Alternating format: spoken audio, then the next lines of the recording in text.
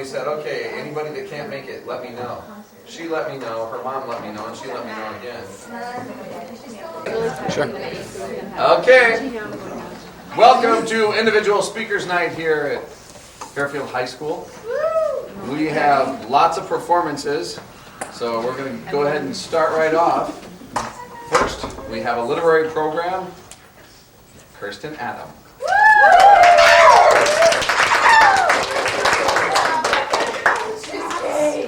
We'll have a commercial where she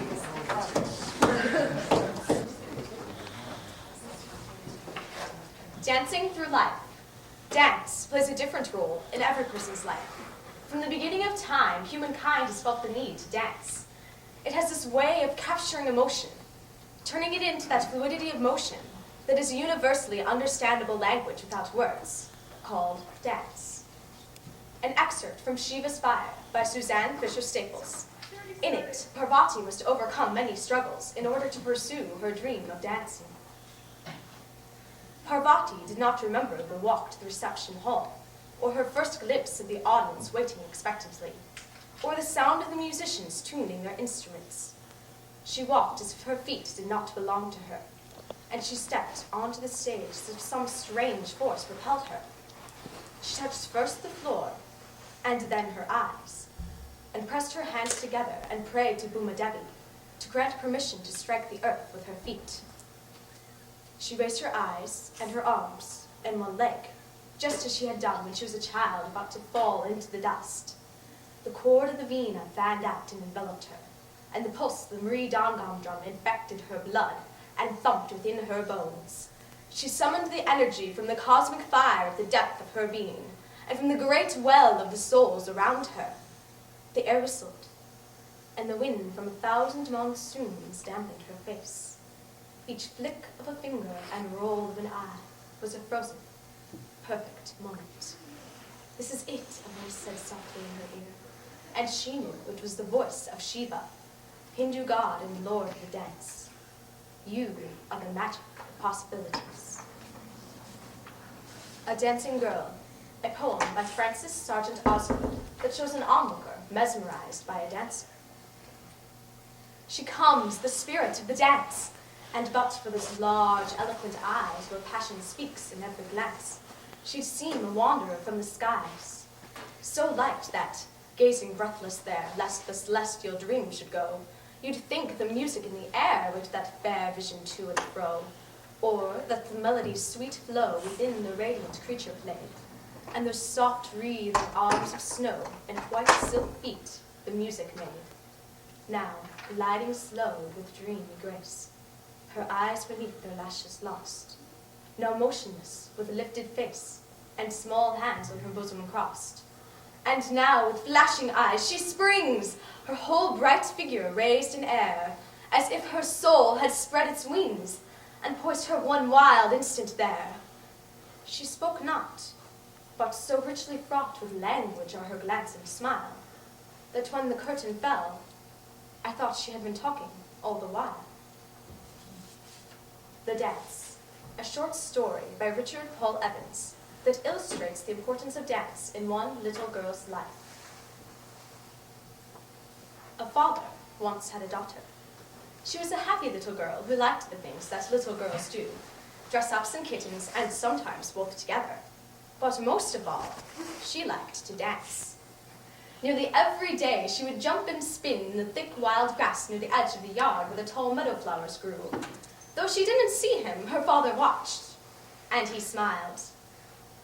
When the girl was old enough to go to school, she danced in the Thanksgiving play, dressed as an ear of corn. She could not see out of her costume very well, and tripped over a boy dressed as a carrot. Though she could not see her father, he was watching, and he smiled. When the girl was a little older, she took dancing lessons. She wore a pink tutu and soft leather ballet slippers. At her first dance recital, she tried very hard to remember her steps. She did not see her father standing close to the stage, but he was smiling. A few years later, the girl became a graceful ballerina. She wore pink satin toe shoes with long, shiny ribbons. One year, she danced a solo in the Nutcracker. Everyone clapped when she finished. The crowd was large, and the stage lights were bright, so the girl could not see her father in the audience. But he clapped louder than anyone else, and he smiled wider than anyone else. The girl grew into a young woman. One spring night, she put on a beautiful gown and high-heeled pumps, and went to her first prom with a young man. When the young man brought her home, they did not see her father peeking out the window as they slow danced on the front porch. He wasn't smiling. The young woman fell in love with the young man, and they soon decided to marry. At the end of the wedding day, she waltzed with her father. Then the father gave his girl's hand to the young man and left the dance floor. As the young woman gazed into her new husband's eyes, she did not see her father watching from the side of the room. Though the father's eyes were moist, he smiled. The young woman and her husband moved far away from the home with the thick grass and tall meadow flowers. Whenever he missed his daughter, the father would take out an old shoebox filled with photographs of her dancing. As he looked at the pictures, he remembered each dance, and he smiled. Many years passed. One day, the father called his daughter on the telephone. "I'm old now," he said.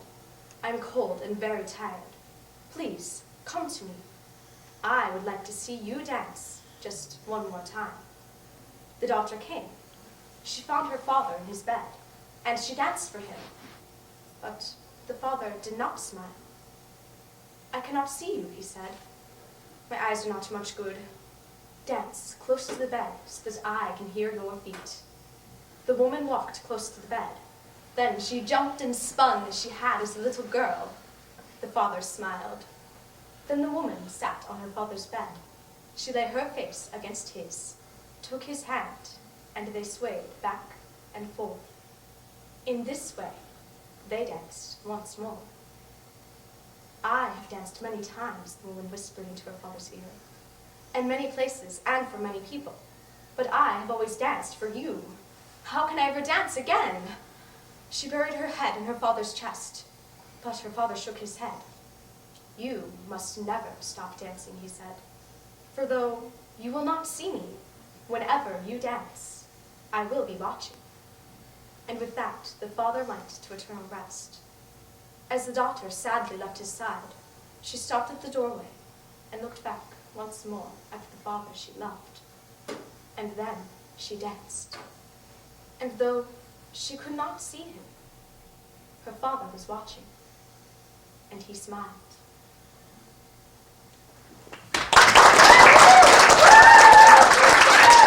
People can actually sneak in and out a little bit. So we're up to improvisation now. Got a minute more, so you can turn it off if you'd like, because I'm not going to stand and improv for you. All set?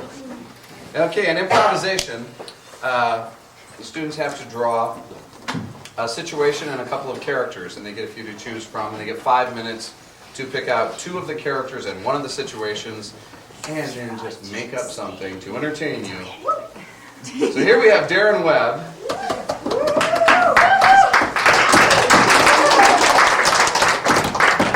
As a physicist and over-efficient elf,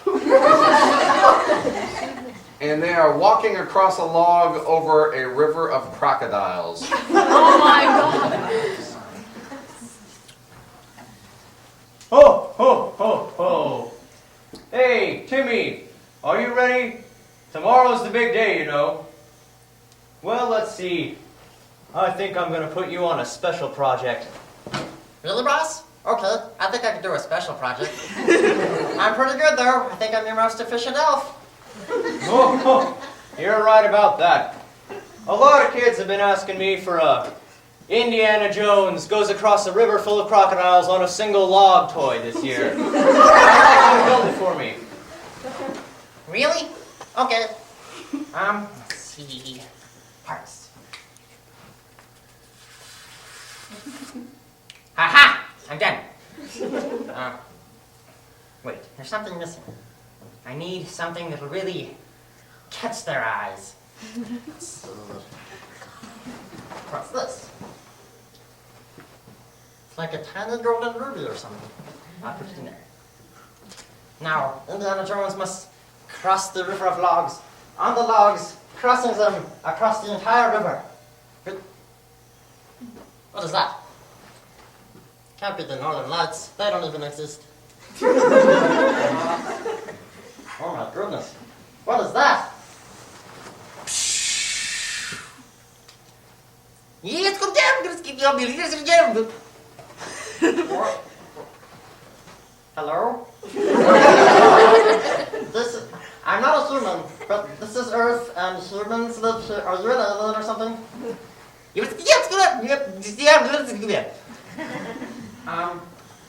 Wait a minute. I built this last year. Where'd it go? Aha! The Universal Translator! Take this. Thank you very much. I built that last year. Lots of children liked it. Welcome to the North Pole. Are you an alien? No, you are. Oh. I see. Well, want to see my toy? That's what I'm here for. I'm here to see things. Okay, looky. That's really cool. I almost wish I could be inside of it. What's that?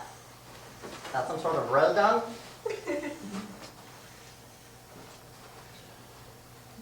No. What is it then? It'll put you inside of the toy so you can do whatever you want inside of it. You mean it'll put me in there? When I have to go across the river on the logs? Yeah. Let's do it, yes! Okay, get ready.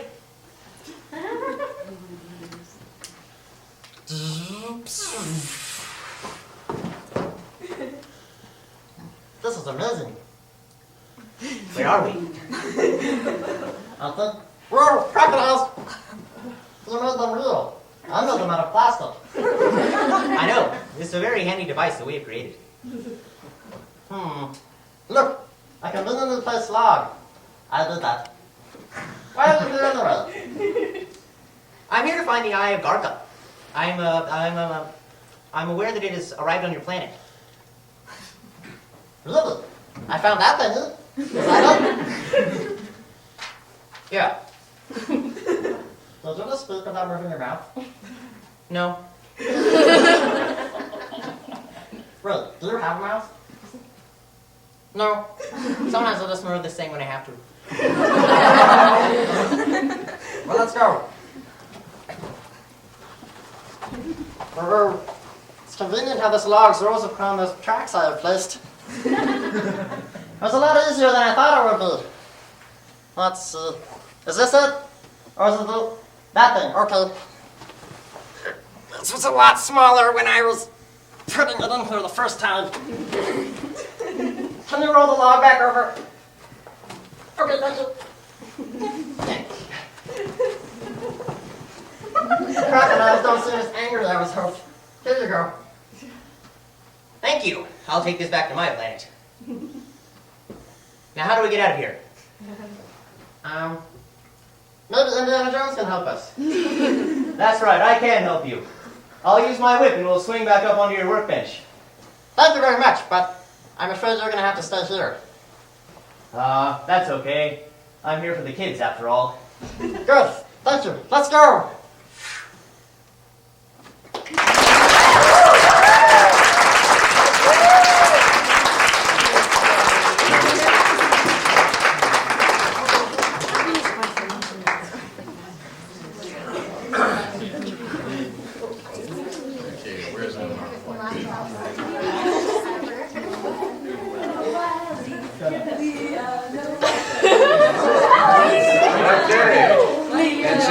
She apparently brought her cheering section with her. Reading prose. Prose interpretation, Noel Witherspoon.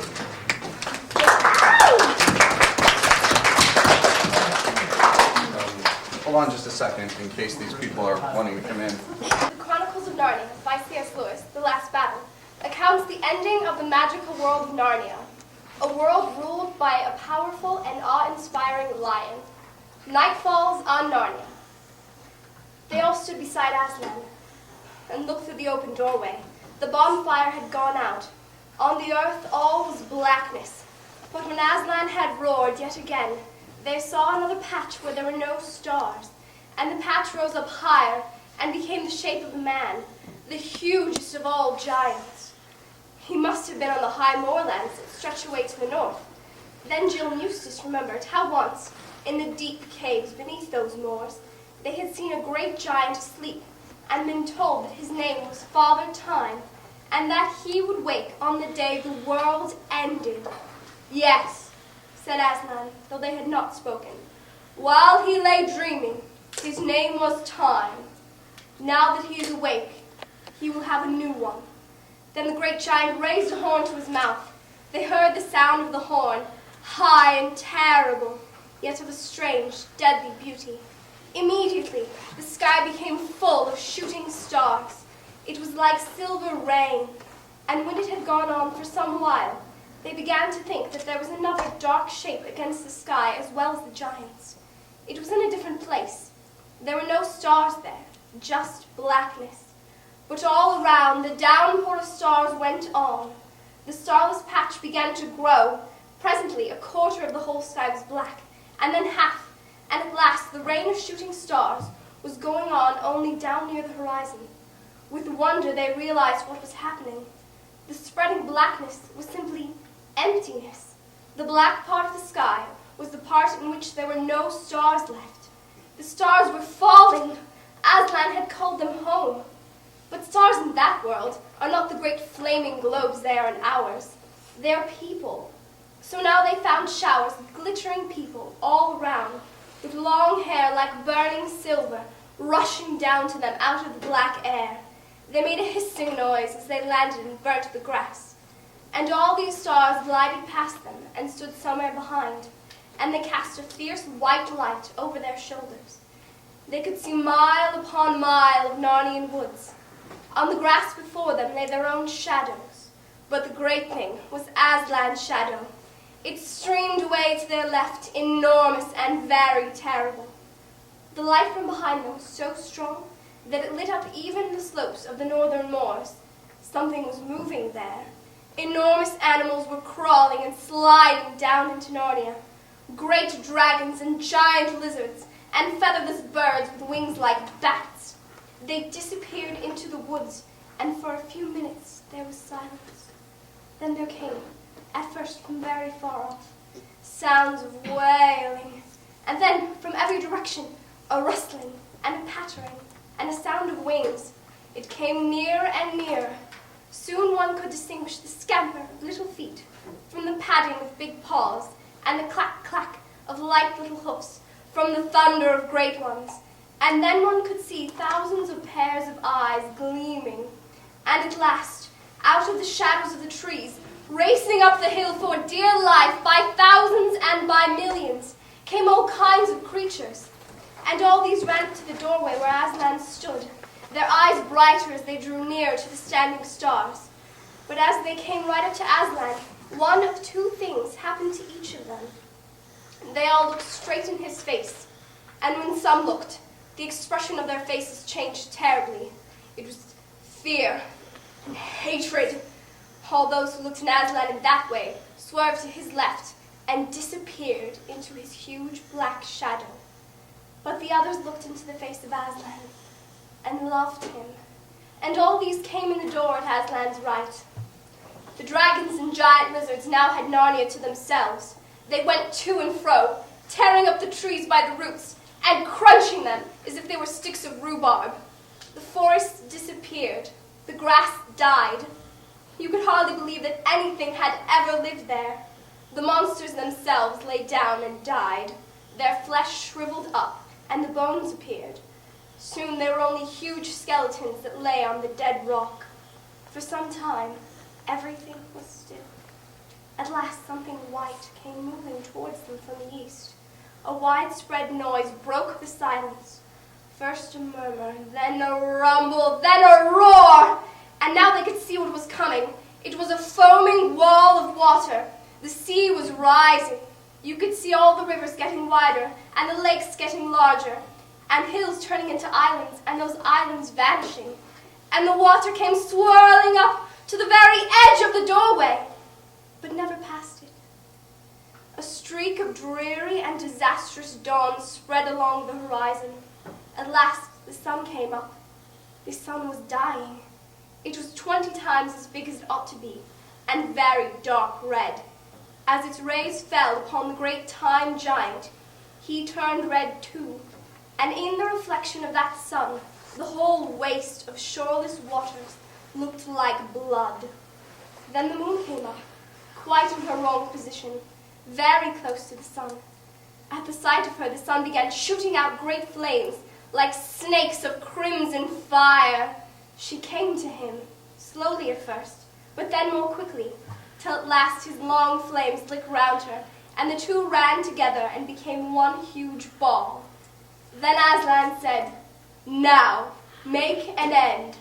The giant stretched out one arm across the sky till his hand reached the sun. He took the sun and squeezed it in his hand.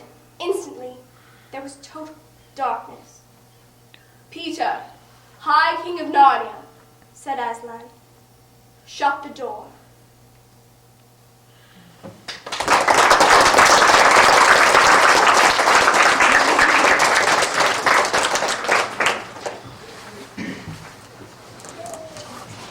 Acting Adira Maurice.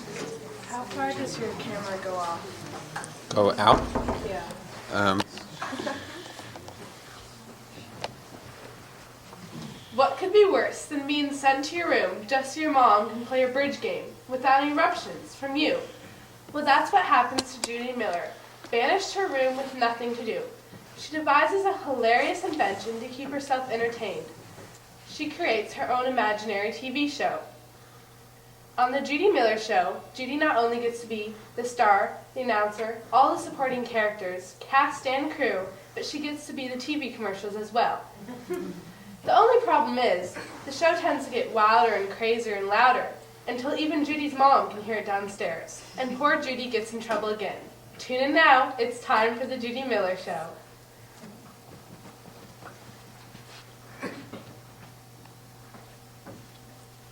Okay, but as soon as your bridge game's over, I'm coming downstairs. I didn't mean to slam it. I'm so bored because my room is the most boring room in the world. We are here in my room, and this is my room, and this is my chair, and this is my house, and this is my lawn around my house, and this is my street, and this is my town, and this is my country, this is my planet Earth, and my universe, and my, I don't know, and blah, blah, blah. And now, it's time for the Judy Miller Show. Oh, it's the show of the day. It's the show of the way. I am in it. Oh, yes, I am. It's the show of your life. It's the Judy Miller Show. Presenting the big and famous, and you know who it is, star of the show. And here it is.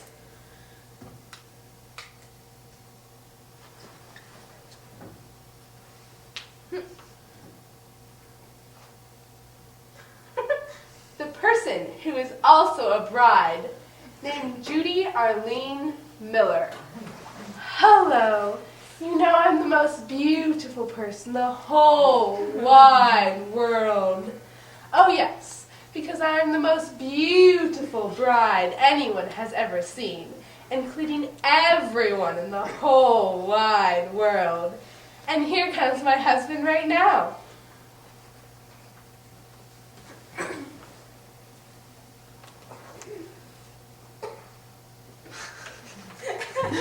Darling, will you marry me?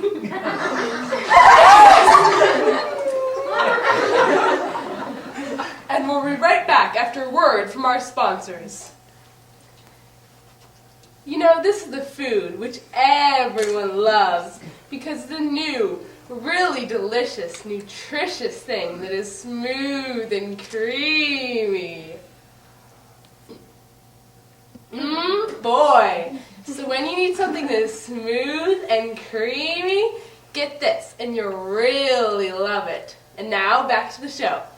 'Cause it's the show about the person jumping up and down so high they can't see in the sky. And now, presenting the Queen of Frauds. Oh, c'était mille But little does she know that here comes the wicked Queen of Germany, Queen Don Flocknachtika. Oh no! Oh yes! And I'm going to kill you right now. Oh, stop! Stop killing me! Now we should run to France! No! Now we have to run to England? No! Now we have to run to Bolivia? No! Oh no! Oh, Queenie, what will we do? I don't know. Well, I do. We'll just kill her starting now.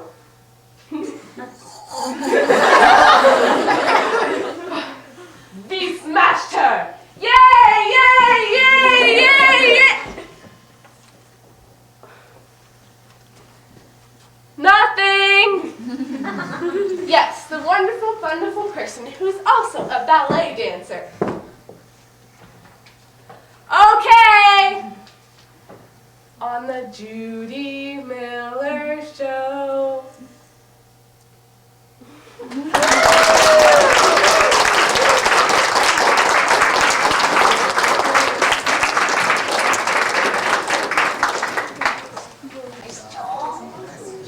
Where's Joel?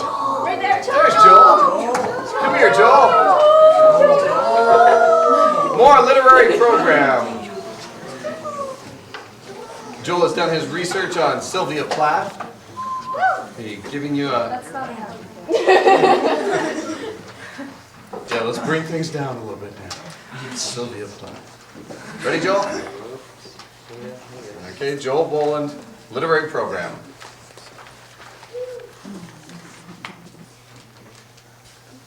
My literary program, I chose all pieces from Sylvia Plath. And to better understand these pieces, you'll have to know a little bit about Sylvia Plath. She was born in 1932 in Boston. She grew up and went to school there. At the age of 8, her father committed suicide, and when she was told this, she said, "I will never speak to God again," which sort of gives a little preview of her mood, her life. A little morbid.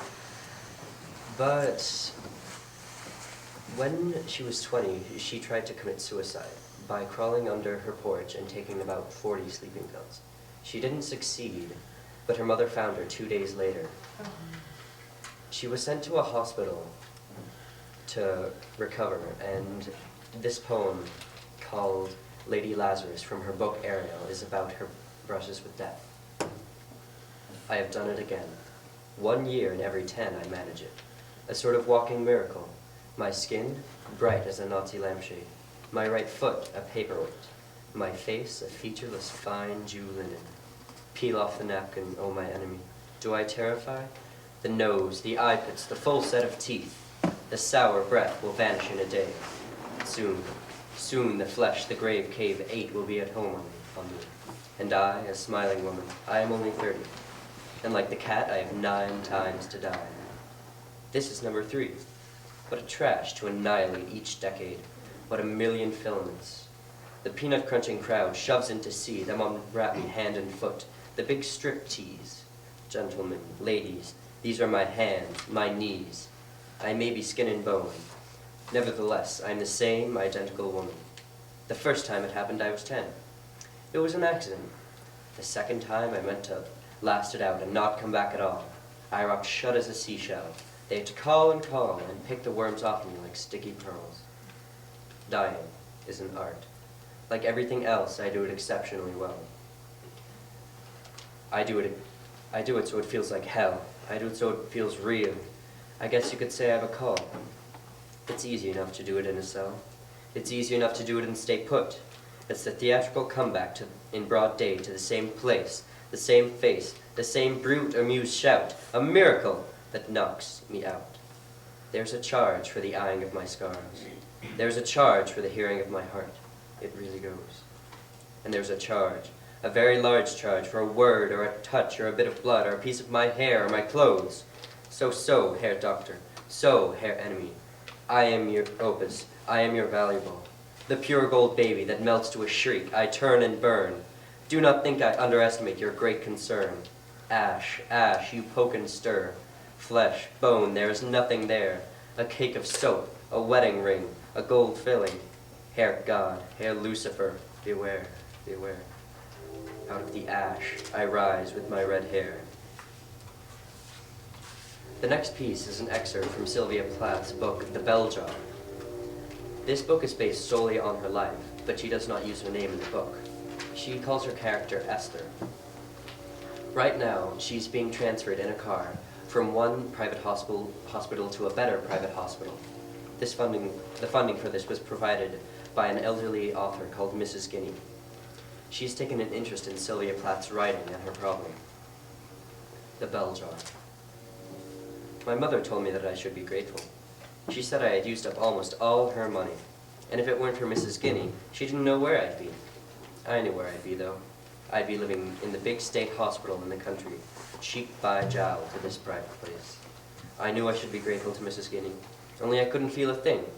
If Mrs. Guin had given me a ticket to Europe or a round-the-world cruise, it wouldn't have made one scrap of a difference to me, because wherever I sat, on the deck of a ship or at a street cafe in Paris or Bangkok, I would be sitting under the same glass bell jar, stewing in my own sour air. Blue sky opened its dome above the river, and the river was dotted with sails. I readied myself, but immediately my mother and my brother each laid one hand on a door handle. Water, sails, blue sky, and suspended gulls flashed by like an improbable postcard, and we were across. I sank back in the gray plush seat and closed my eyes. The air of the bell jar watered round me, and I couldn't stir. My final piece is her poem called Ariel, and it is from her book, Ariel. It's strange, but it seems like this poem doesn't have the same down feeling as the rest of her poetry and her work does. Even though it is still about suicide, it has a more optimistic feeling to it. Ariel. Stasis in darkness. Then the substanceless blue tore in distances. God's lioness, how one we grow. Pivot of heels and knees. The furrow splits and passes. Sister to the brown arc of the neck I cannot catch. Nigger eye berries cast dark hooks. Black, sweet blood mouthfuls. Shadows. Something else hauls me through the air. Thighs, hair, flakes from my heels. White Godiva, ion peel. Dead hands, dead stringencies. And now I foam to wheat, a glitter of seas. The child's cry melt in the wall, and I am the arrow, the dew that flies, suicidal at one with the drive, into the red eye, the cauldron of morning.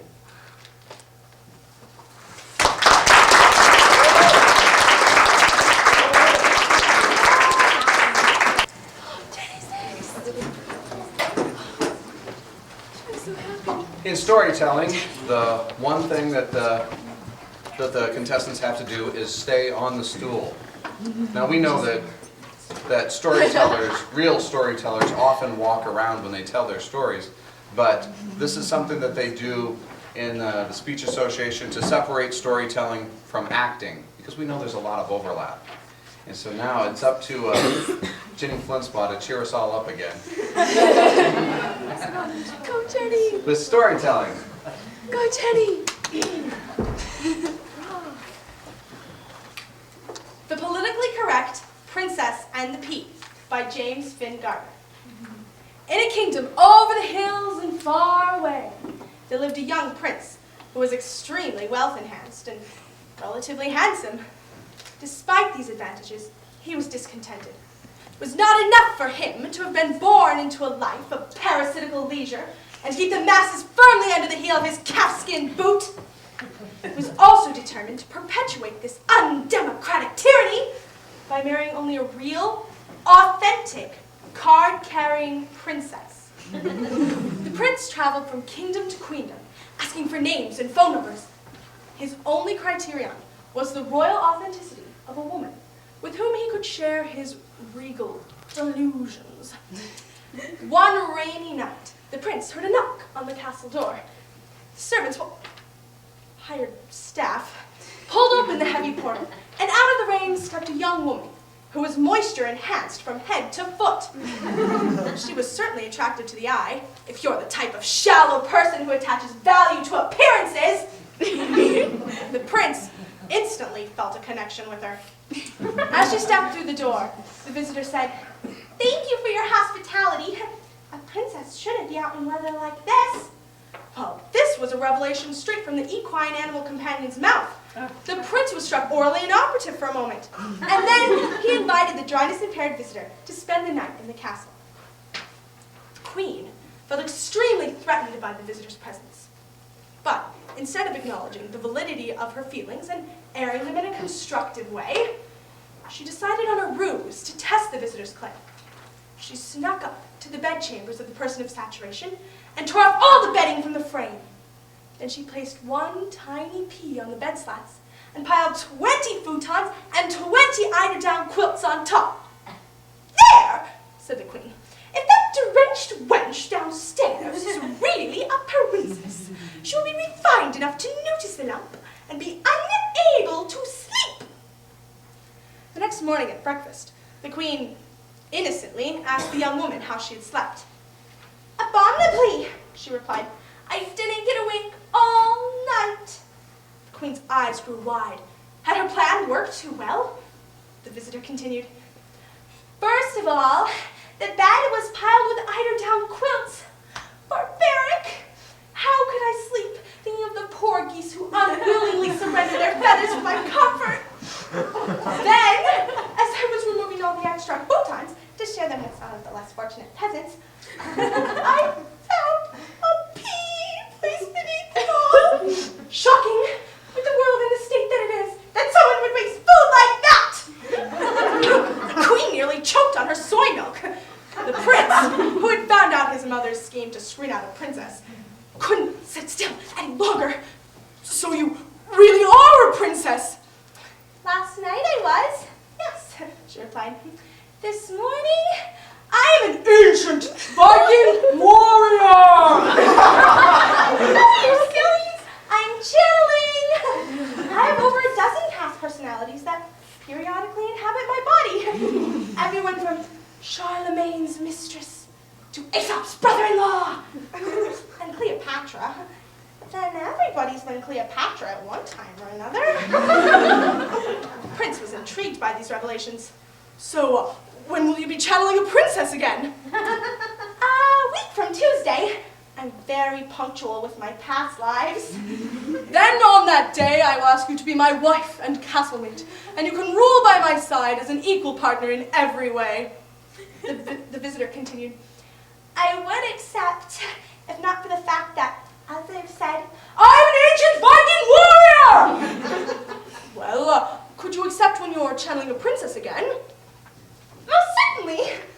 So, the prince and the princess were married the second Tuesday following, in accordance with her metaphysical timetable. And they had a very happy honeymoon, especially during certain transformations. Channeling became all the rage in the court from that day forward, and the prince and the channeler lived a very happy life together, never quite certain who would show up at breakfast.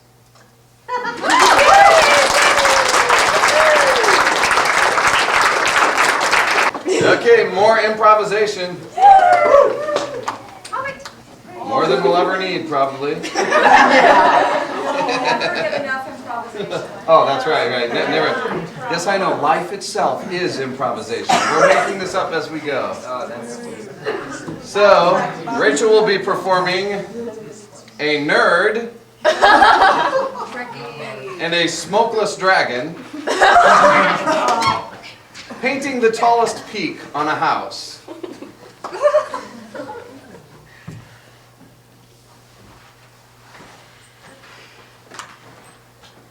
Hi, Jake. It's a really nice party, isn't it? Do you like my shirt? Yeah, it's a preview shirt for the new Star Wars movie. I love the picture of Anakin on it. Are you gonna see the new Star Wars movie? You know, I've got the trailer at my house.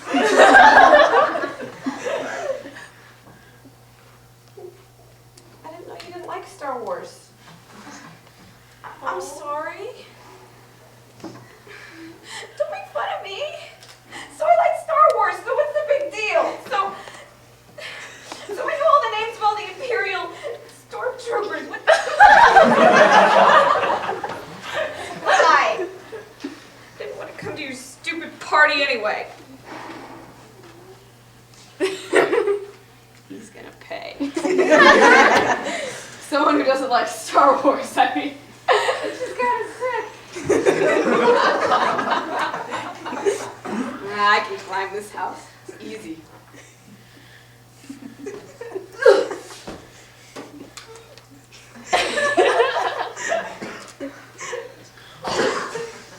Oh, I know I shouldn't have skipped PE.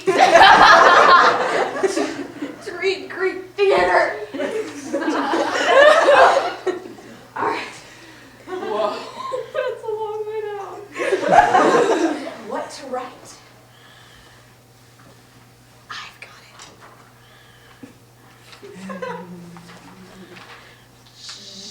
Jason has an Oedipus complex. Slam! How am I gonna get down?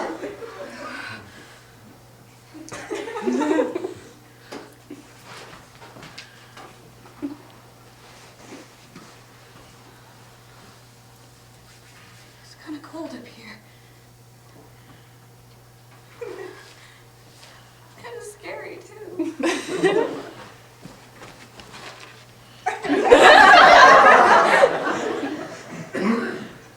Hello, Rachel. I know who you are! You're my imaginary friend Xena! The Emerald Dragon! Yes, and I'm here to help you get down from this high roof. Really?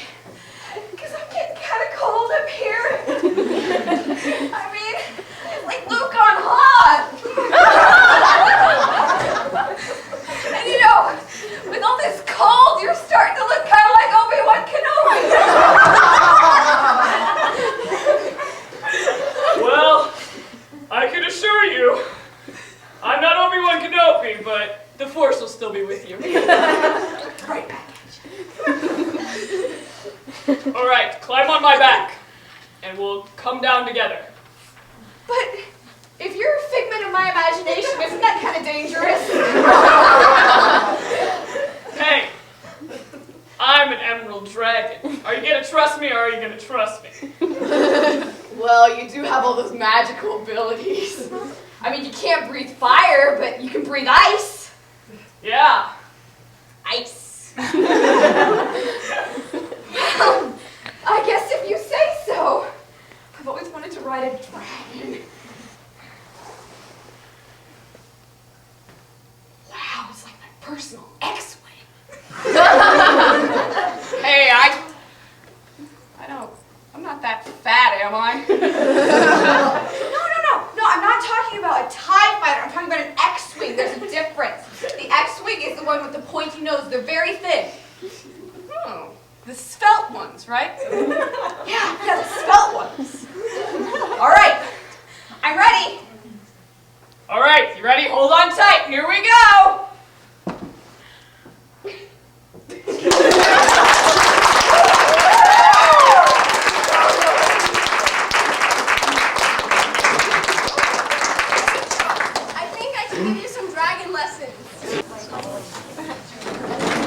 course, if you know Rachel, you know that was silly acting because when you insult Star Wars, she doesn't cry and run away to some imaginary dragon. She starts kicking and yelling.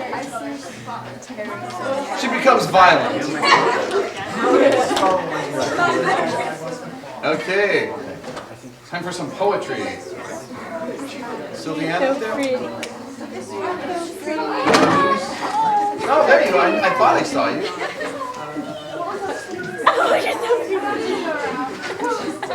It'll be just a minute. She's trapped back there. All right. So we're set to go. Yeah. Yeah, have a few of those.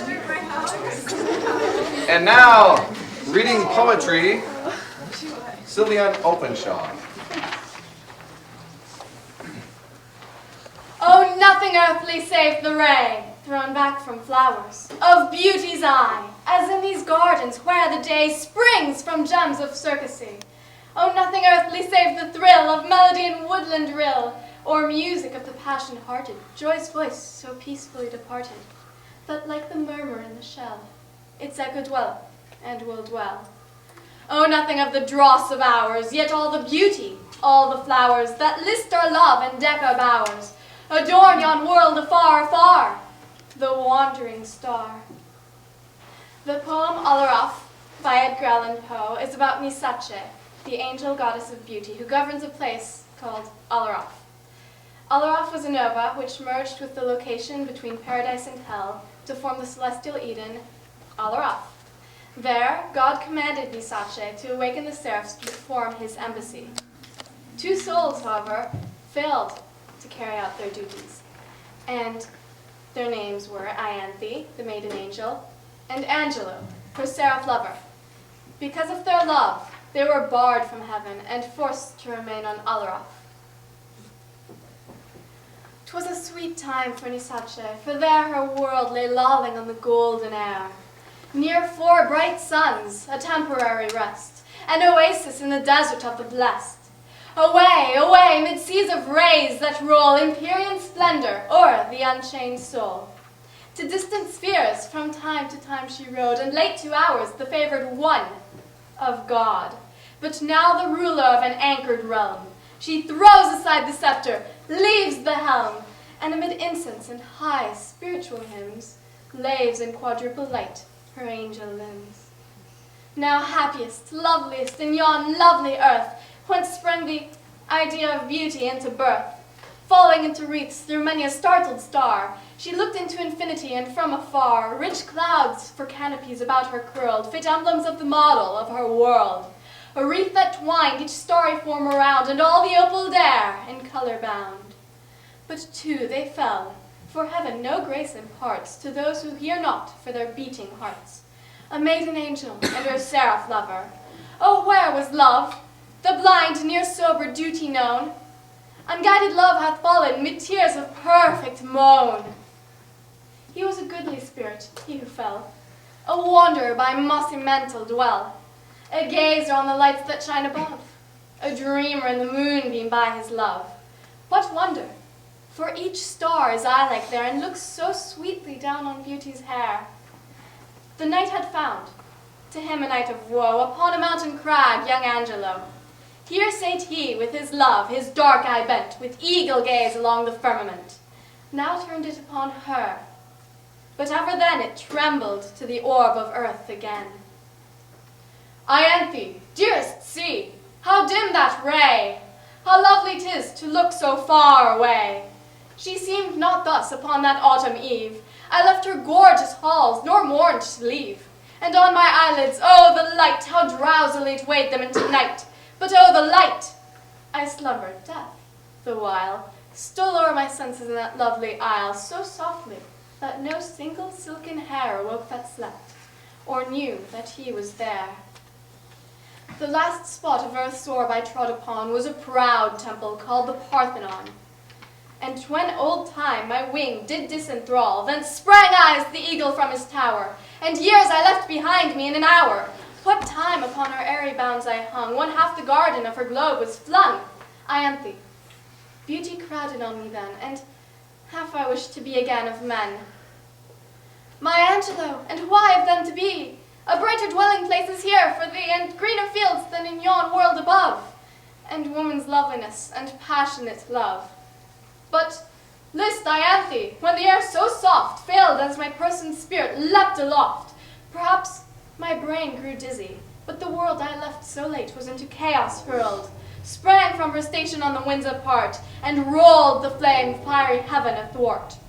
Methought, my sweet one, then I ceased to soar, and fell not swiftly as I rose before, but with a downward tremulous motion threw light brazen rays this golden star unto. Nor long the measure of my falling hours, for nearest of all stars was thine, 2 hours. Dread star that came amid a night of mirth, a red Dedalian on the timid earth. We came unto thy earth, but not to us, be given Our Lady's bidding to discuss. We came, my love, around, above, below, gay firefly of the night, we come and go. But, Angelo, only your angel eyes alone could see the phantom in the skies, when first Aaraaf knew her course to be, headlong thitherward o'er the stars see. But when its glory swelled upon the sky as glowing beauties bust beneath man's eye, we paused before the heritage of men, and thy star trembled as doth beauty then. Thus, in discourse the lovers whiled away, the night that waned and bought no day. They fell, for heaven to them no hope imparts, to those who hear not, for their beating hearts.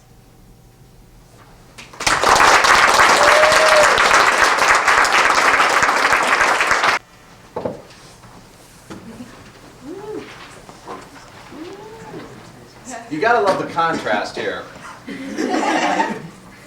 I mean, if there's anything that happens here that you don't like, you just wait a few minutes and something else magically different will happen. And Cory has always been good for magically different. This guy really loves the movies and has drawn his acting from another film, so he'll tell you about that. In acting, Cory Hickenbottom. All right, Con Air. So. Wrong one.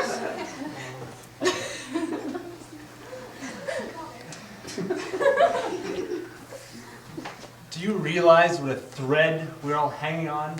Do you realize how meaningless everything is? I mean, everything. Our lives, the whole world, it's meaningless. I've always been a bit of a hypochondriac. You know, I always think I have these things and they turn out to be nothing. Well, a while ago I had a pain in my ear and a headache, so I naturally went to the doctor to check it out. And, well, the doctor didn't like the looks of it, so he wanted me to come back and run a few more tests and an x-ray. I was starting to get a little worried here, but you know, I went and I did the test, I did the x-ray, and it came back, and much to my dismay, he found a spot in the x-ray that he didn't like and wanted me to come back for a few more tests and a brain scan. I'm really starting to lose it here because this is like all my worst dreams come true, because I mean, I always think I have these things, but they never actually get this far to actually being something. Well, I'm trying to calm myself down, reason myself, saying, you know, take it easy. He didn't say you had anything, he just doesn't like the spot in your x-ray, that's all. It doesn't mean you have anything. Just don't jump to conclusions, you know? You're going to be fine. I mean, look, you're surrounded by people and traffic and restaurants. I mean, God, how can you one day just vanish? You're going to be fine, come on.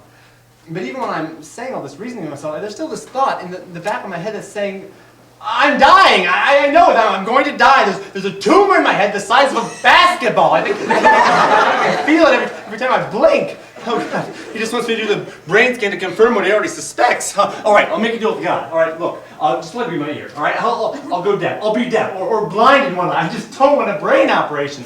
Once I go inside my skull, I'm gonna wind up like that guy with the wool cap who delivers for the florist.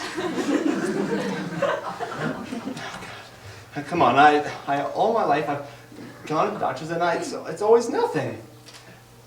In Woody Allen's Hannah and Her Sisters, a hypochondriac comes face to face with his deepest fear. When his deepest fear turns out to be nothing, he comes face to face with his deepest fear once again. So I go to the doctor and they do the tests and they do the brain scan, and the results come back and they find out that it was Nothing. I was all right. I was so happy. I ran out of the hospital. I was just so thrilled. They said I was going to be okay. And so I'm jubilantly running down the street, and I suddenly stop because it hits me. I think, all right, so I'm okay. You know, I'm not going to die today. I'm probably not going to die tomorrow. But you know, eventually I'm going to be in that position. I mean, it's not like I just realize this now. I know it all along, but it's just such a very horrible thing to think about. I mean, I'll tell you something. Back during the whole ordeal was going on, I bought a rifle. I went to the store. I bought a rifle. I was going to, you know, if they said I had a tumor, I was going to kill myself. The only thing that might have stopped me, is that I knew that my parents would have just been devastated and distraught, and so, you know, I would have had to kill them too, and I've got an aunt and an uncle who would have, it would just turn to a bloodbath.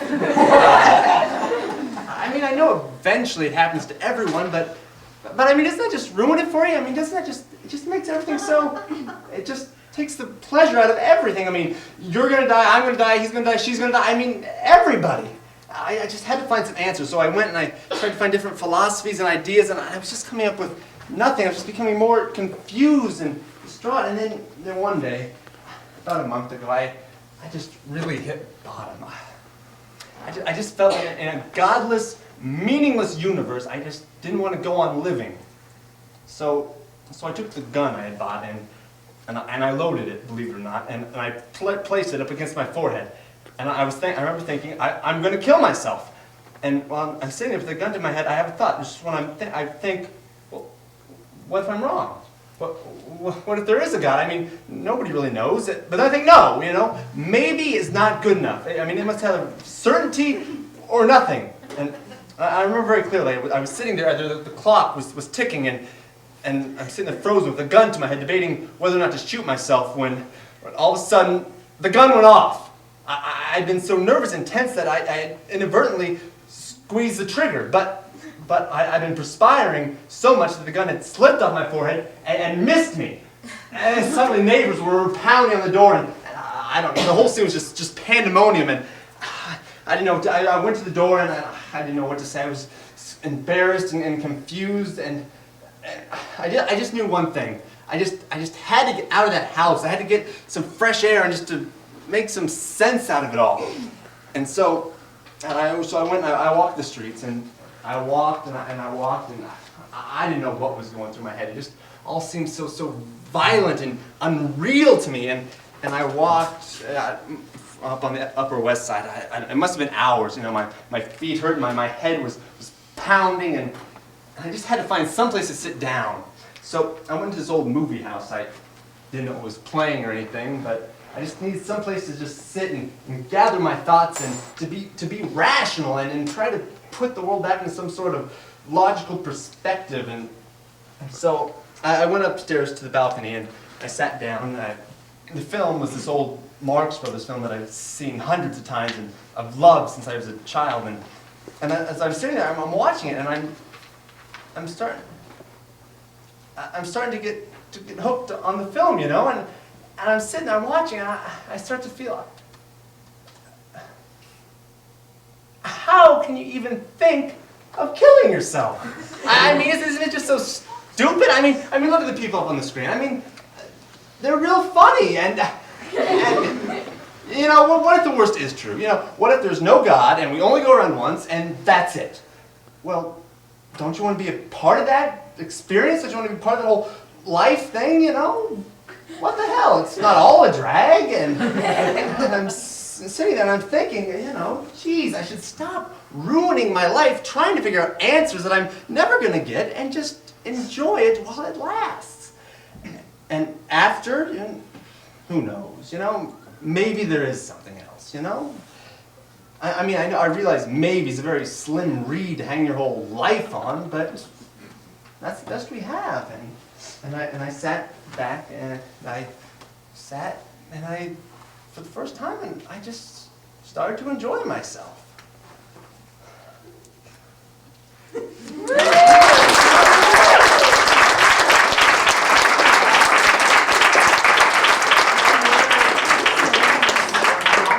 All right, Con Air. So anyway,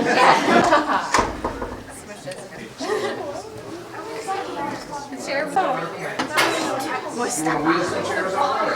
Or Nicholas Cage. Sounds pop philosophy to DT Teach. Storytelling, Diana Garles.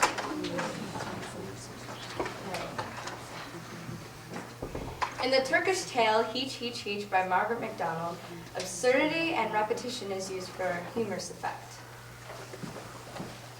Once there was, and twice there wasn't, a very foolish boy named Mustafa. Now one day his master called to him and said, Boy, give me some salt, and don't forget. Oh no, sir, said Mustafa. I won't forget. I'll say it over and over to myself until I reach the market, so I won't forget.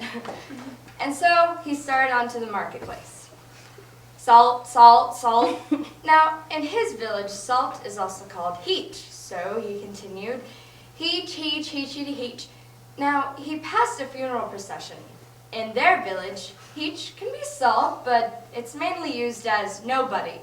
So to the funeral procession, it sounded like he was saying, nobody, nobody, nobody, no. They all stopped, turned, and beat him over the head. Oh, boy, you should not be saying that. Oh, said Mustafa, I'm sorry, what should I be saying? You should be saying, may God bless his soul, may God bless his soul. That's what you should be saying. Oh, said Mustafa, I see. And he continued on down the road. May God bless his soul. He was looking at a dead fish. A girl saw him and beat him over the head. Oh, God. Boy, you should totally not be saying that to a dead fish. Okay, I'm sorry. What should I be saying? Said Mustafa. Say it would have smelled that. That is totally what you say to a dead fish. Oh, I see, said Mustafa. And he continued on down the road. He passed 3 lovely ladies wearing very fine perfume.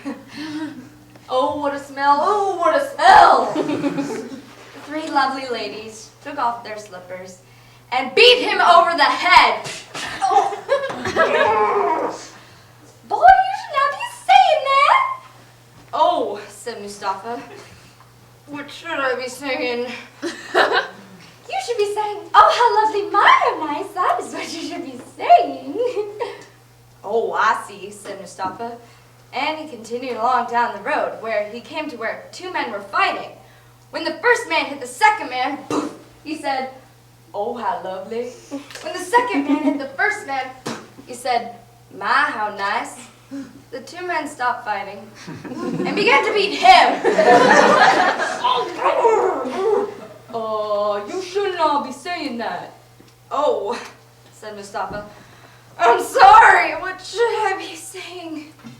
Oh, you should say, please, sir, stop fighting, good sirs. That's what you should say. Oh, said Mustafa. I see. And he continued on down the road to where he came to where 2 dogs were fighting. Please, sir, stop fighting, good sirs. A man saw him and beat him over the head. What? You should not be saying that to a dog. Oh, said Mustafa. I'm sorry. What should I be saying? You should say, out, dog, get out. That is what you say to a dog. Oh, said Mustafa. I see. And he continued until he got to the marketplace, to a shoemaker's shop, where he was pulling a piece of leather in between his teeth to stretch it out. Out, dog, get out. The shoemaker thought he was calling him a dog. Dog yourself, boy, you shouldn't be saying that. Oh, said Mustafa, I'm sorry, what should I be saying? You shouldn't say nobody, just say heech, that means nobody. Heech, said Mustafa. Heech means salt, heech means nobody, but heech means salt, and salt is what I came to buy. So he went and bought his salt, and went home slightly bruised, but very happy.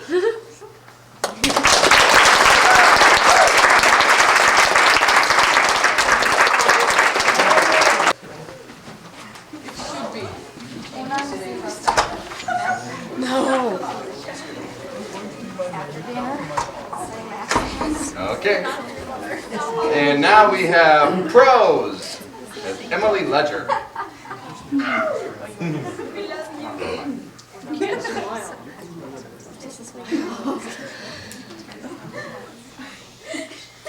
Don't make me smile. In Ursula Le Guin's The Tombs of Atuan, Aaraaf is the one priestess of the tombs. Only Aaraaf, the high priestesses, and special servants are allowed in the sacred undertomb. The labyrinth, the long, dreadful maze, was just for Aaraaf and no one else. One night, late in the winter, she found something unexpected in the labyrinth. She thought her eyes were tricking her, as they often did in that utter blackness. She closed them, and the glimmering vanished. She opened them, and it reappeared. She had stopped and was standing still, a dull edge of pallor just visible, where nothing could be visible, where all must be black. She went on. This was strange beyond thought, beyond fear, this faint blooming of light where no light had ever been, in the inmost grave of darkness. She went noiseless on bare feet. At the last turn of the corridor she halted, then very slowly took the last step, and looked, and saw what she had never seen, the great vaulted cavern beneath the tombstones, not hollowed by man's hand, but by the powers of the earth. It was jeweled with crystals and ornamented with pinnacles and filigrees of white limestone, where the waters under earth had worked eons since. Immense with glittering roof and walls, sparkling, delicate, intricate, a palace of diamonds, a house of amethyst and crystal, from which the ancient darkness had been driven out by glory. Not bright, but dazzling to the dark accustomed eye, was the light that worked its wonder. It was a soft gleam, like marshlight, that moved slowly across the cavern, striking 1,000 scintillations from the jeweled roof, and shifting 1,000 fantastic shadows along the carven walls. The light burned at the end of a staff of wood, smokeless, unconsuming. The staff was held by a human hand. Aaraaf saw the face beside the light, the dark face, the face of a man. What was hardest for her to think, perhaps, was that she was looking at a stranger. She had very seldom seen a stranger. It seemed to her that this must be one of the wardens. No, one of the men from over the wall, a goatherd or guard, a slave of the place. And he had come to see the secrets of the nameless ones, maybe to steal something from the tombs, to steal something, to rob the dark powers. Sacrilege. The word came slowly into Aaraaf's mind. This was a man, and no man's foot must ever touch the soil of the tombs, the holy place. Yet he had come here into the hollow place that was the heart of the tombs. He had entered in. He had made light where light was forbidden, where it had never been since world's beginning. Why did the nameless ones not strike him down? Go! Go! Be gone! She screamed all at once at the top of her voice. Great echoes shrilled and boomed across the cavern, seeming to blur this dark, startled face that turned towards her.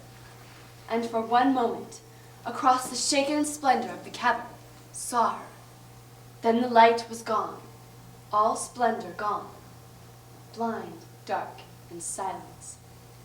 Slow and quiet she moved down the corridor. After perhaps 100 paces she heard him. He was almost as silent as she, but he was not so sure-footed in the dark. She heard slight scuffle, as if he had stumbled on the uneven floor and recovered himself at once. Nothing else. She waited a while, and then went slowly on, touching her right-hand fingertips very lightly to the wall. At last a rounded bar of metal came under them. There she stopped, and felt up the strip of iron until, almost as high as she could reach, she touched a projecting handle of rough iron. This, suddenly, with all her strength, she dragged downward. There was a fearful grinding and a clash. Echoes died away, quarreling down the corridor behind her. She put out her hands and felt, only a few inches before her face, the pocked surface of an iron door. She drew a long breath. and returned slowly up the tunnel to the undertomb, and to the trapdoor in the hall of the throne. She had caught her thief. The door that he had gone through was the only way into or out of the labyrinth, and it could be opened only from the outer side. He was down there now, in the darkness underground, and he would never come out again. Walking slowly and direct, she went past the throne into the long columned hall. There, she turned and approached the 7 steps that led up to the throne. On the lowest step she knelt, and bowed her forehead down to the cold, dusty stone. "Forgive me that I have seen your darkness broken," she said, not speaking the words aloud. "Forgive me that I have seen your tombs violated. You will be avenged. Oh, my master's death will deliver him to you, and he will never be reborn." Yet even as she prayed, in her mind's eye she saw the quivering radiance of the lighted cavern, life in the place of death. And instead of terror at the sacrilege and rage against the thief, she thought only how strange it was. How strange.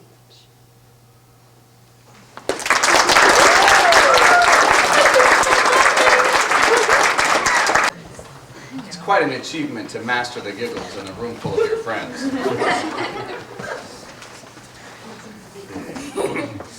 Where did Aaron go? Okay. We have here at FHS a very small contingent of very cerebral students who like to draw parallels between the philosophies of the British Romantic writers and the American hippies of the 60s. Maybe Erin will explain more of that to you, and maybe she won't, but she'll do some poetry anyhow.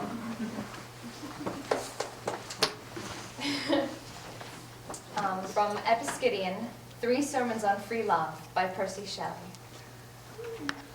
Thy wisdom speaks in me, and bids me dare beacon the rocks on which high hearts are wrecked. I never was attached to that great sect whose doctrine is that each one should select out of the crowd a mistress or a friend, and all the rest, though fair and wise, commend to cold oblivion. Though it is in the code of modern morals, and the beaten road, which those poor slaves with weary footsteps tread, who travel to their home among the dead by the broad highway of the world, and so, with one chained friend, perhaps a jealous foe, the dreariest and the longest journey go. True love in this differs from gold and clay, that to divide is not to take away. Love is like understanding, that grows bright, gazing on many truths.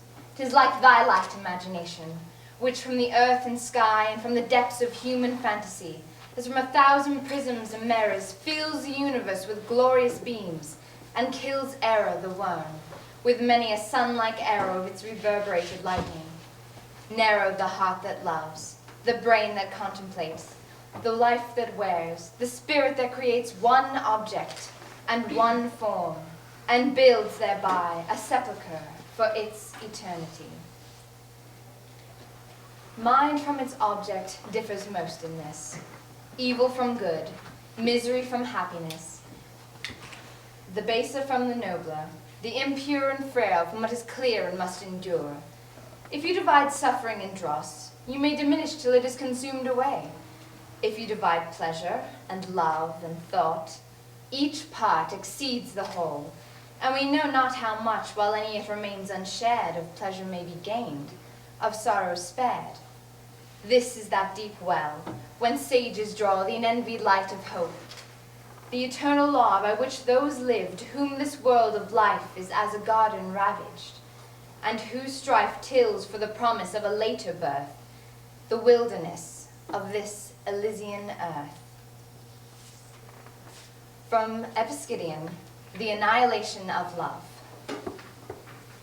Let us become the overhanging day, the living soul of this Elysian isle, conscious, inseparable one. We two will rise and sit and walk together under the roof of blue Ionian weather, and wander in the meadows, or ascend the mossy mountains, where the blue heavens bend with lightest winds to touch their paramour, or linger, where the pebble-paven shore, under the quick, faint kisses of the sea, trembles and sparkles as with ecstasy, possessing and possessed by all that is within that calm circumference of bliss, and by each other, till to love and live be one. Or, at the noontide hour, arrive where some old cavern whore seems yet to keep the moonlight of the expired night asleep, through which the awakened day can never peep. A veil for our seclusion, close as nights, where secure sleep may kill thine innocent lights.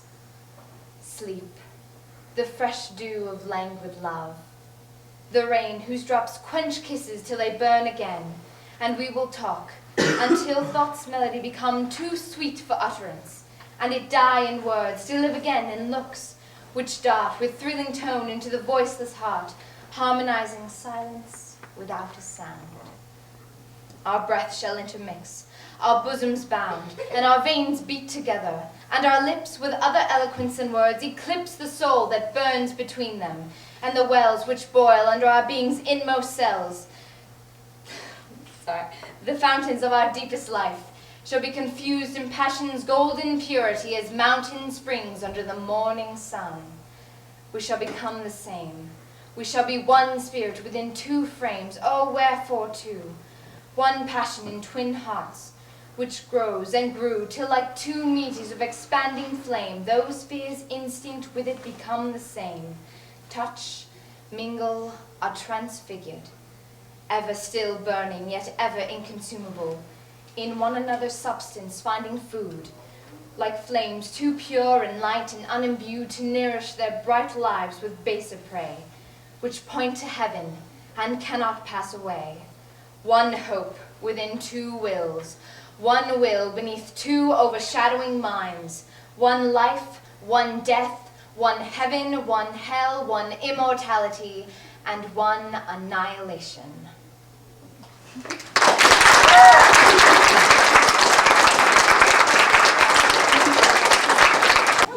And now for something really different. Now for something completely different. Sorry. Yes.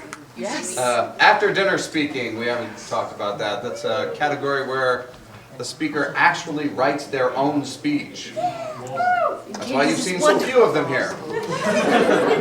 But we do have a creative mind here. Katie Carty wrote her own speech.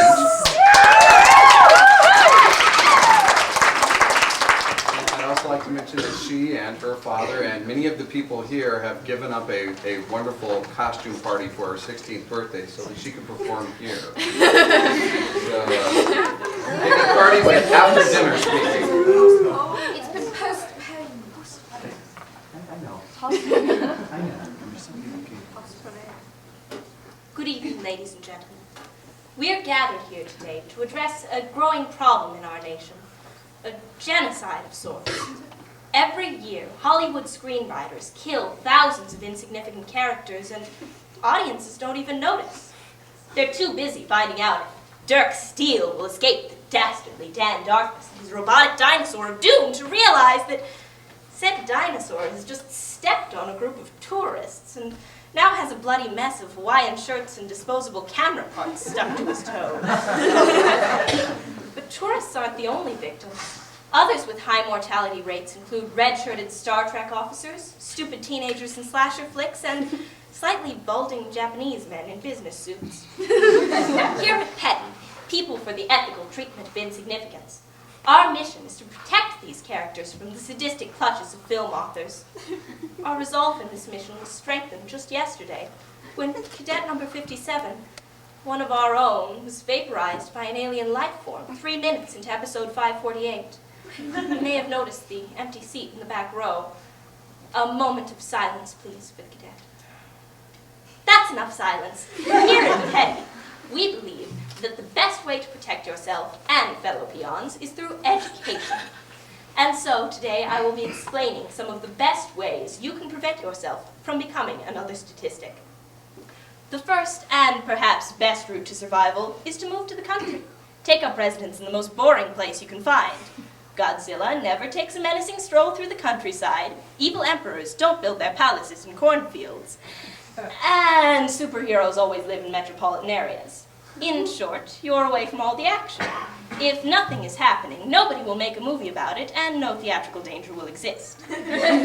But if you absolutely must take up residence in the city, you may find yourself in a perilous situation.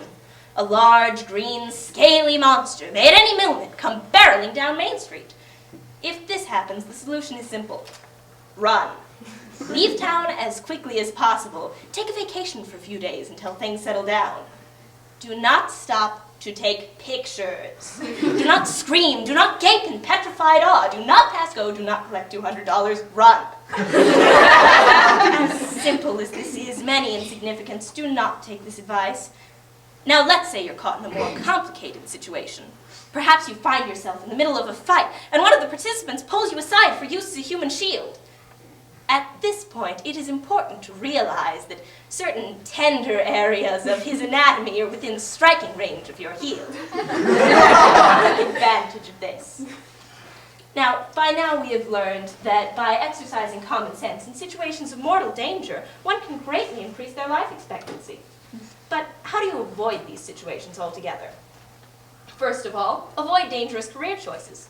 Police, stormtroopers, space cadets, bank tellers, and reporters in the movies will invariably find themselves in situations of terrible danger.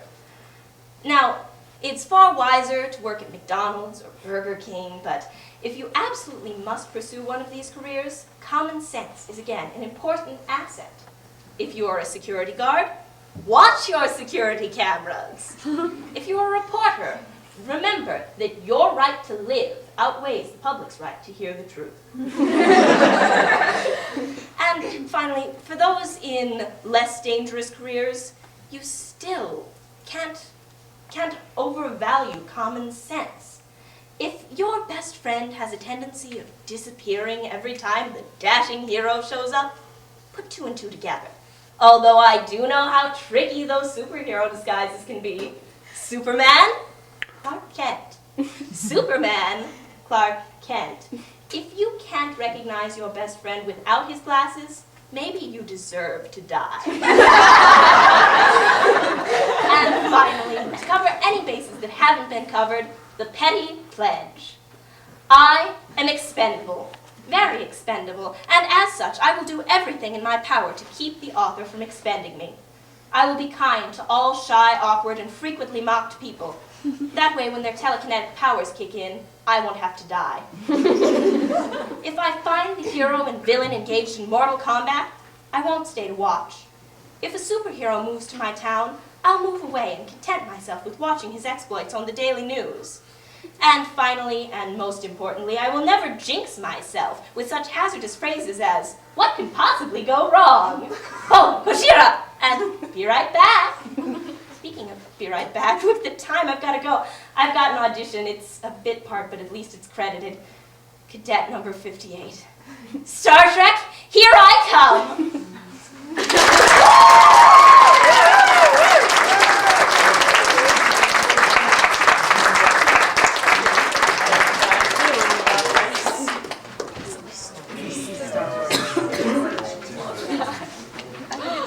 Spontaneous speaking, it's perfectly all right for the student to use a lectern, which I left in my room, and so we've got this handy-dandy book cart. What are you talking about, this lectern? Huh? We're not voting with lectern. It's a lectern. I said lectern. We can have this debate later. Okay, so Lisa will be giving you her answer to, should the United States do more for women's rights? Take it seriously, people. No. Okay. On the question of whether or not the United States should do more for women's rights in the world, flat out my initial answer, just looking at this, is a yes. When we're asking questions of women's rights, we shouldn't be thinking of just women. This is a matter of humans' rights. And if we're not taking a stand for it, then we're not taking a stand for humanity. In countries like India, rituals and traditions of violence against women if they're divorced or expelled from their family. We have to take more of a stand against that and the horrible things that are happening. Violence during takeovers of unstable countries with rapes in hospitals and schools, when we're giving funding to building schools in other countries in cases where only boys are getting the funding and girls are still made to stay at home. And we can pressure countries to take a stand and have a no-tolerance policy for violence. First of all, in India, there are so many stories, and even on American television, people are made aware of these issues where women get burned and thrown out of their house if they do something that isn't right with their family. And we, as the U.S., try to just, stay by and not make things tougher because we think that we can never, if something has been going on for centuries and centuries, we'll never be able to make a difference in these kinds of practices. But we do provide a lot of financial support to third world countries, and we should be taking advantage of our position to put more fire underneath the countries to be getting something done about this and enforcing laws for human rights and making sure that all people are able to have equal rights in situations of assault. And violence during takeovers of other countries. Not too long ago, I think it was last year, Haiti was in a state of political unrest, and women who needed medical help were trying to go into hospitals, and with all the forces out fighting and trying to ward off people trying to take over the country, the women in a lot of cases were left unable to defend themselves, sick, or just not in a very good place. And there were lots of stories of how they were getting raped in the hospitals, and we as the United States should not be letting something like this slip by. We should be putting more people into places of political unrest to make sure that everybody is being protected, and women, just because they're physically weaker, shouldn't be vulnerable just because their country can't take care of them at the moment. In schools for boys only getting the funding that American charities are trying to put out into schools, we should be inspecting to see what actually happens when we're giving people money for schools. Are they discriminating for gender and only letting boys get through? We should be making sure that our money as we collect as citizens should be going to the right places. And we should have a no tolerance policy. This is a human rights issue. Don't think of it as women, don't think of it as that's a problem that's centuries old, we'll never be able to take care of it. Look how far we've come in 1 century in America. We've gone from women not even being able to vote to moving farther and farther towards equal opportunity in the workplace. We've been able to make sure we've come leaps and bounds all over the world in all of these issues. But until a woman can go out on the street and not feel afraid of getting taken advantage of simply because of what she has physically, she should be able to go out and say that she has the equal rights, the equal opportunities, and the equal treatment as a woman anywhere, anytime, any place. Thank you.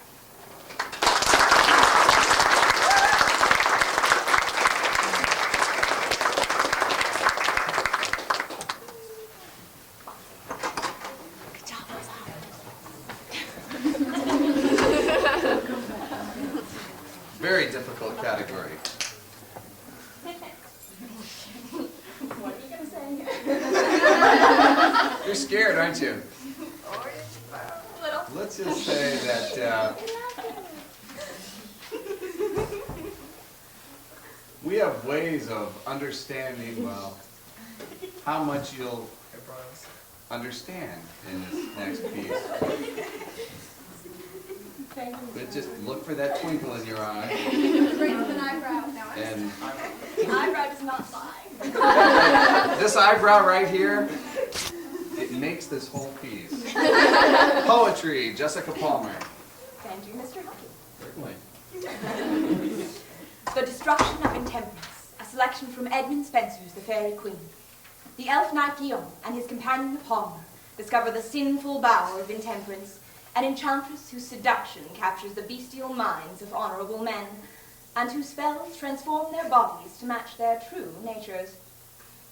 Upon a bed of roses she was laid, as faint through heat or dight to pleasant sin, and was arrayed, or rather disarrayed, all in a veil of silk and silver thin, that hid no whit her alabaster skin, but rather showed more white, if more might be, more subtle web Arachne cannot spin, nor the fine nets which oft we woven see of scorched dew, do not in the air more lightly flee. Her snowy breast was bare to ready spoil of hungry eyes, which could not therewith be filled, and yet through languor of her late sweet toil, few drops more clear than nectar was still, Mr. Huckey. But like pure orient pearls adown filled, and her fair eyes, sweet smiling in delight, moistened their fire.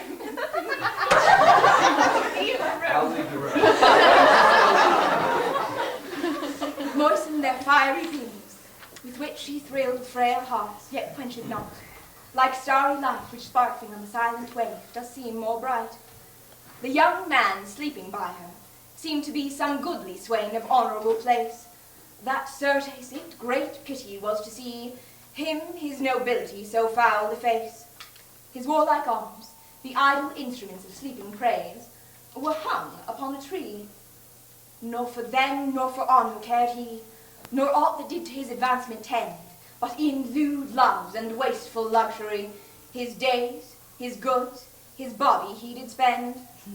O horrible enchantment that him so did blend!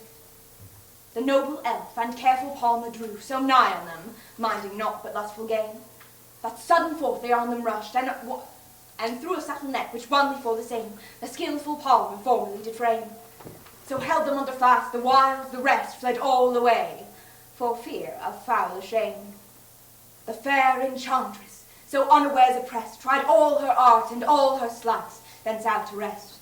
And here her lover strove, but all in vain, for that same net so cunningly was wound, that neither guile nor force might it distrain. They took them both, and both them strongly bound in captive bands, which there they ready found. But her in chains of adamant he tied, for nothing else might keep her safe and sound. But all those pleasant bowers and palace brave, Guillaume broke down with rigour pitiless, nor aught their goodly workmanship might save them from the tempest of his wrathfulness, but that their bliss he turned to balefulness. Their groves he felled, their gardens did deface, their arbours spoil, their cabinets suppress, their banquet houses burn, their buildings raze, and of the fairest late now made the foulest place. Then led they her away, and here that night they with them led, both sorrowful and sad. The way they came, the same returned they right, till they arrived where they lately had charmed those wild beasts that raged with fury mad, which now awaking, fierce at them did fly, as if their mistress rescued, whom they loved. But them the palmer soon did pacify. Then Guion asked, what meant those beasts which there did lie? Said he, these seeming beasts are men indeed, whom this enchantress hath transformed thus. Once her lovers which her lust did feed, now turned into figures hideous, according to their minds like monstrous. Sad end, quoth he, of life intemperate. Straightway he with his virtuous staff them strook, and straight of beasts they comely men became. But being men they did unmanly look, and stared ghastly, some for inward shame, and some for wrath, to see their captive dame. Said Guion, see the mind of beastly man, that hath so soon forgot the excellence of his creation, when he life began, that now he chooseth with vile difference to be a beast and lack intelligence. Let man be man, and keep his bestial mind.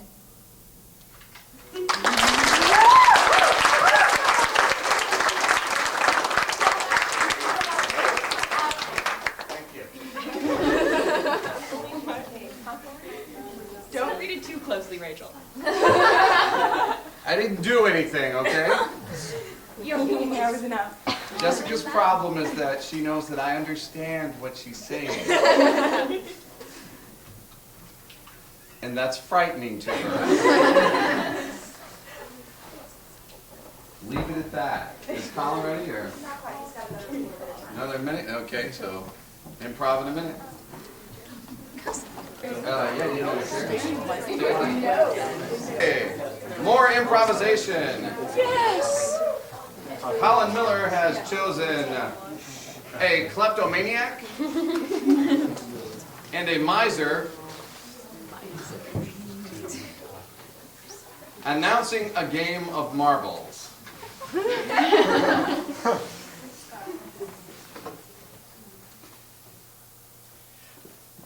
Hi, I'm Tom Advent, and I'm glad to have your attention for the greatest game of marbles this year.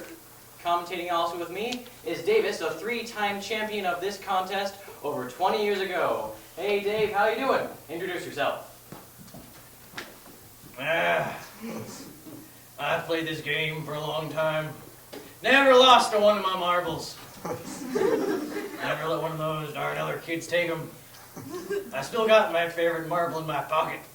I'll bring that out in the middle of the third round to describe it to you, but now it's time to start the game.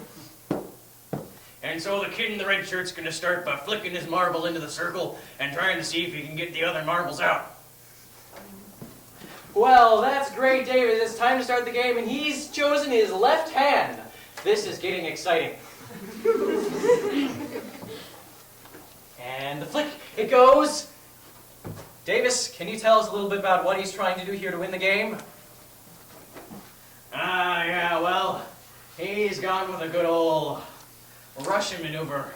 I haven't seen this for at least 3 years. He seems to have gone around the outside, going for the 2 most important marbles at the beginning of the game. Yes, that is rare. But I like his spunk. It seems now the second kid is also going, and he too is using his hand to flick the marble into the circle. This is most standard. Oh, his shooter seems to have gone outside the circle. I'll just go over there and pick that up for him. And now the other kid's going to have to start the game. He's going to flick his marble at the other marbles because it's now his turn. And I saw that. Give it back. Nobody likes somebody who takes other people's marbles. I said give it back. Yes, now. I forgot which pocket I put it in, and I have marbles in all my pockets. So he can have one of the ones from this pocket, because they're cheaper. Here, kid. Well, now, it seems that he's going into the middle, and he's flicking. Oh, he got a little English on that, and spun around to the outside. And can anyone hear me on this thing? Hello? Hello? Your microphone seems to have run out of battery. Well, no, you can't have mine. It's my microphone. You can't take it from me. I'm speaking into this one. Well, then I'll just have to talk extra loud into it so people can hear me comment on the marbles game. And now we're on a short little break before we go into round 3, so if you'd like to tell us about your special marble, that'd be great. Well, okay. I still keep it in my sock. You can see here, it's got some... No, I would not appreciate it if you would hold my microphone while I describe my marble. It's got the silver range going along down there in the side, and a bubble on the left. I like the flaw. Oh yes, it's a very exciting marble. Here, let me hold it up to the camera for you.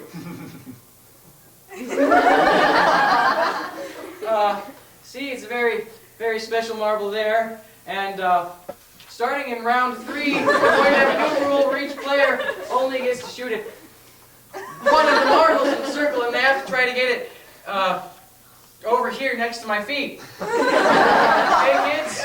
And whoever loses has to give me their shooter marble, and I fight the winner for his. Okay? So, there we go. You go. No. No. He's got them the old death match. Well, and on the last go, flicking with his ring finger, this could be, and it is by your feet, Tom Vanna. You get his shooter, and we'll see you in next year's championship for all the marbles.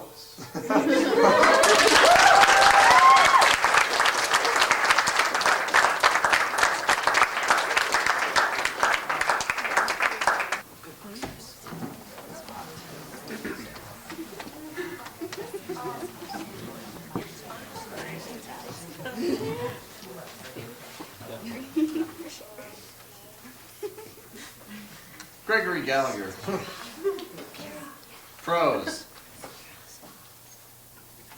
This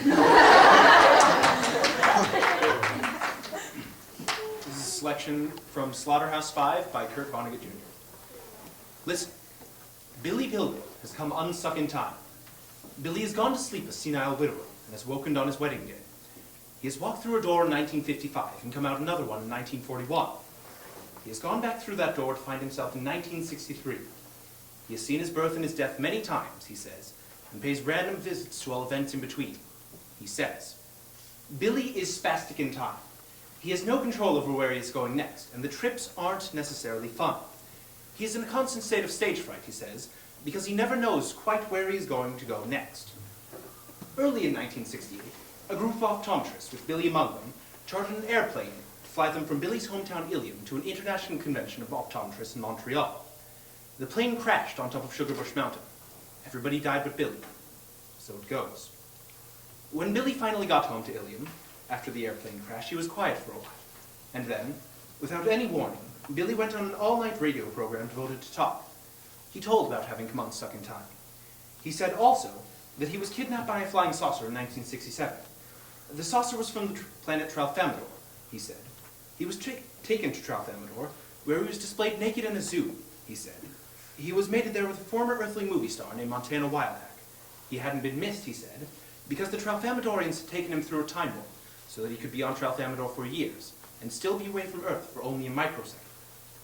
Another month went by, without incident, and then Billy wrote a letter to the Ilium News Leader, which the paper published. It described the creatures from Tralfamadore.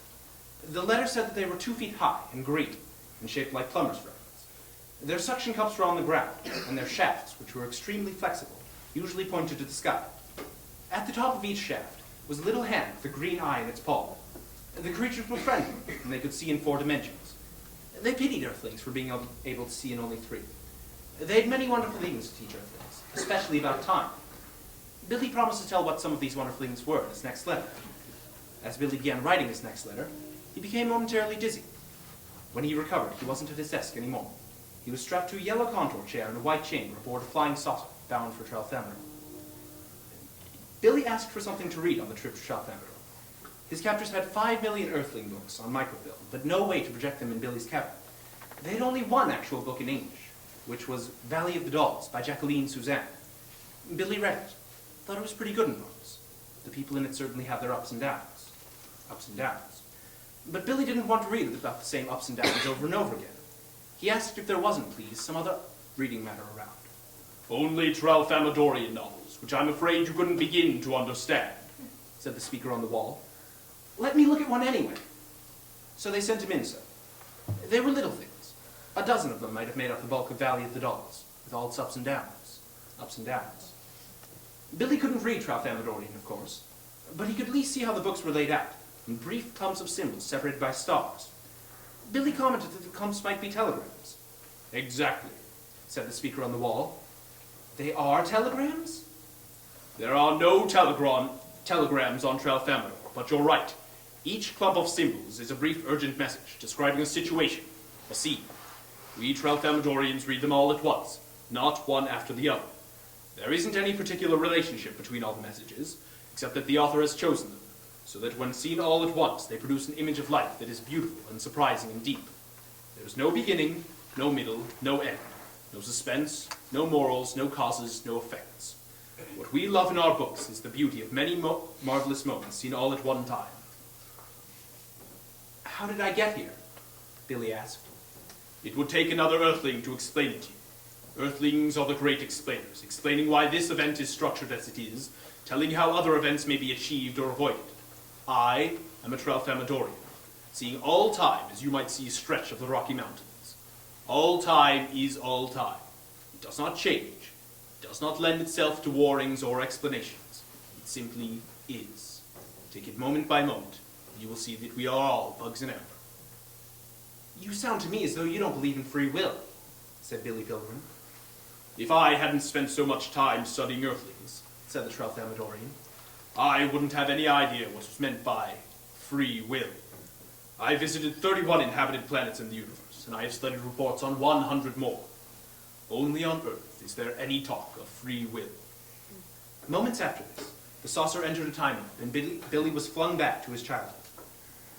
Billy's second letter to the Ilium News Leader started out like this. The most important thing I learned on Tralfamador was that when a person dies, he only appears to die. He's still very much alive in the past, so it is very silly for people to cry at his funeral. All moments, past, present, and future, have always existed. Always will exist. The Tralfamadorians can look at all the different moments just the way we can look at a stretch of the Rocky Mountains, for instance. They can see how permanent all of the moments are, and they can look at any moment that interests them.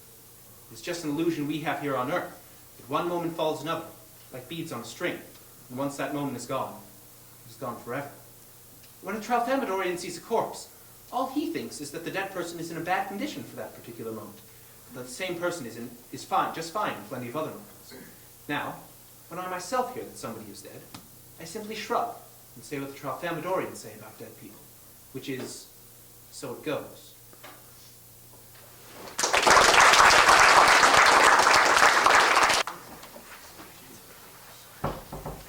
Well, it's all gone by a lot faster than I expected.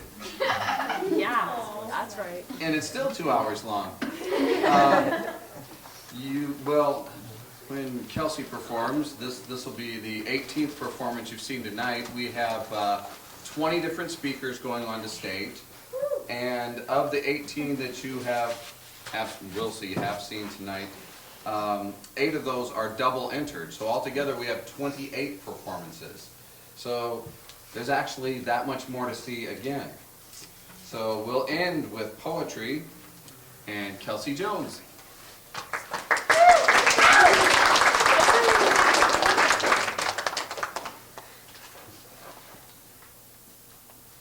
The pieces I have selected are tied together not by death, but by the ending of life. The first piece I'll read is called King of the River. If the water were clear enough, if the water were still, but the water is not clear, the water is not still, you would see yourself, slipped out of your skin, nosing upstream, slapping, thrashing, tumbling over rocks, till you paint them with your belly's blood. Finned ego, yards of muscle that coils, uncoils.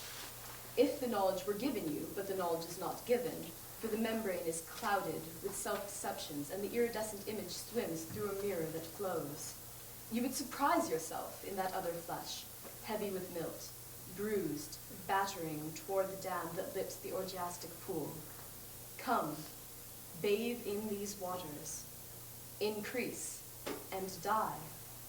If the power were granted you to break out your cells, that the imagination fails and the doors of the senses close on the child within, you would dare to be changed, as you are changing now, into a shape you dread, beyond the merely human. A dry fire eats you, fat drips from your bones, the flutes of your gills discolor. You have become a ship for parasites. The great clock of your life is slowing down. And the small clocks run wild, for this you were born. You have cried to the wind and heard the wind's reply. I did not choose the way chose me. You have tasted the fire on your tongue, till it is swollen with black, prophetic joy. The only fire is love, the only dance is time. If the heart were pure enough, but it is not pure, you would admit that nothing compels you anymore. Nothing at all abides but nostalgia and desire, the two-way ladder between heaven and hell.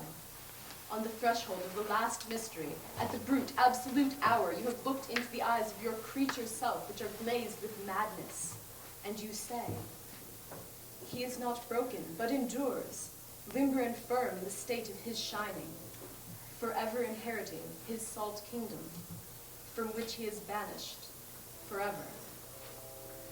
This piece illustrates the passion with which we break through to what we don't know. And the final two pieces I will read illustrate what is left to others once we are gone. I am not resigned to the shutting away of loving hearts in the hard ground. So it is, and so it will be, for so it has been, time out of mind. Into the darkness they go, the wise and the lovely. Crowned with lilies and with laurel they go, but I am not resigned. Lovers and thinkers, into the earth with you, be one with the dull, the indiscriminate dust. A fragment of what you felt, of what you knew. A formula, a phrase remains, but the best is lost. The answers, quick and keen, the honest look, the laughter, the love, they are gone. They are gone to feed the roses. Elegant and curled is the blossom, fragrant is the blossom. I know, but I do not approve. More precious was the light in your eyes than in all the roses in the world.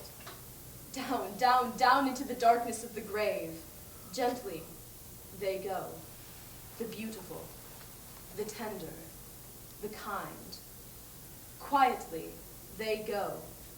The intelligent, the witty, the brave. I know, but I do not approve, and I am not resigned. This present tragedy will eventually turn into myth, and in the midst of that latter telling, the bell tolling now will be a symbol, or at least a sign of something long since lost. This will be another one of those loose changes, the rearrangement of hearts, just parts of old lives patched together, gathered into a dim constellation. Small consolation.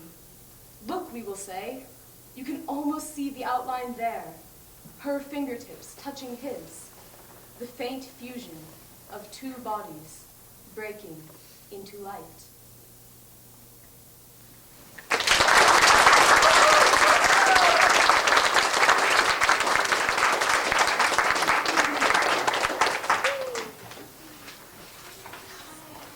Thank you all for being here, and hope to see you all next year.